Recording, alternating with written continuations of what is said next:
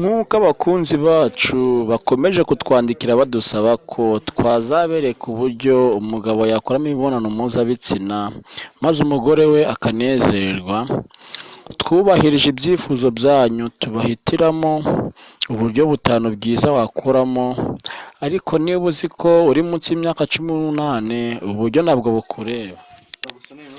Urebye ahanini ingo zo muri ibi bihe zisigaye zisenywa nuko umugore yaciye inyuma umugabo we ngo agiye gushaka umukorera imibonano mpuzabitsina akishimisha.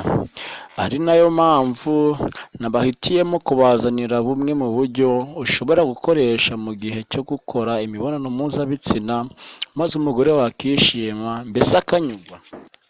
Kuko birazwi neza ko ingo z'iki gihe zirara zishya bitewe n'uko umugabo atazi gukora imibonano mpuzabitsina maze umugore akaryoherwa, ubwo nawe akaza agahitamo kujya kwishakira abapfubuzi,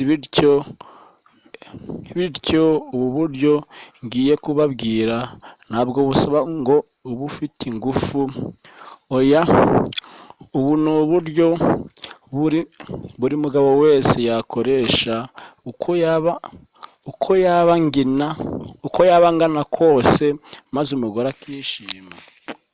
Uburyo bwa mbere, ubu buryo burasaba ngo umugore aryame hasi agaramye maze umugabo we nawe amupfukame hagati y'amaguru, nuko umugore afata amaguru ye ayashyire ku matako y'umuhungu, umugore narangiza aze noneho akwinjiremo neza.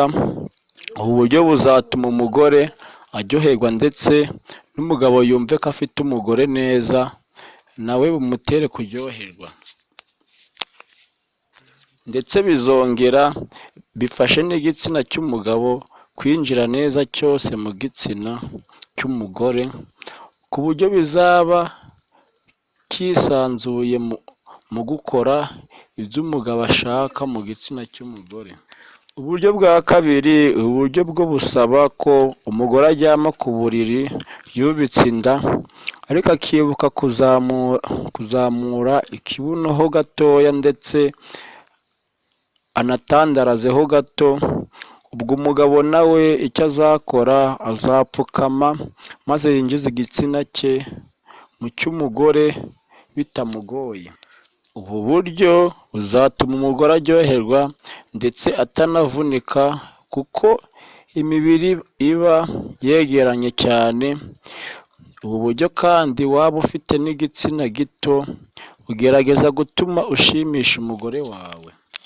Uburyo bwa gatatu bwo noneho busaba ko umugore yunama ku gitanda, ubwo ni ukuvuga ngo agashinga amavi ku gitanda, inkokora akaba arizo afatisha hasi, umutwe nawo akawushyira hasi maze ikibuno kikajya inyuma. Icyo gihe ni igitsina cy'umugore kizaba cyaje inyuma. Ubwo umugabo nawe icyo azakora nta kindi ni uguturuka inyuma maze agasa n'usutarara maze akinjizamo igitsina cye mu cy'umugore. Ubu buryo buzafasha umugabo kwinjiza igitsina cye mu cy'umugore uko abyifuza, bimufashe no kuruhura umutwe we, yewe n'umugore azaryoherwa byiza kuko uzaba uri gukora mu mpande zose z'igitsina. Uburyo bwa kane, uburyo bwo nubwo budakundwa gukorwa n'abantu ariko ni bwiza. Ubu buryo bwo busaba ko umugore n'umugabo bahagarara maze umugore akazamura akaguru ke akagashyira ku kibuno cy'umugabo, ubwo umugabo nawe agahita agafata maze akagatanyura. Umugabo nawe icyo agomba gukora nta kindi ni uguhita yinjira hagati y'ibibero by'umugore, ubundi agahita ashyira igitsina cye ahabugenewe. Ubu buryo bwo buzafasha mwembi gukora imibonano mpuzabitsina murebana amaso ku maso, mubone n'uburyo musangira uburyohe, yewe n'umugabo bizamufasha kwinjira mu mugore neza, umubiri ku mubiri. Uburyo bwa gatanu, uburyo bwo ni bwiza cyane, busaba ko umugabo aryama agaramye, maze umugore nawe akaza akamupfukama hejuru, maze akinjiza igitsina cye cy'umugabo muke.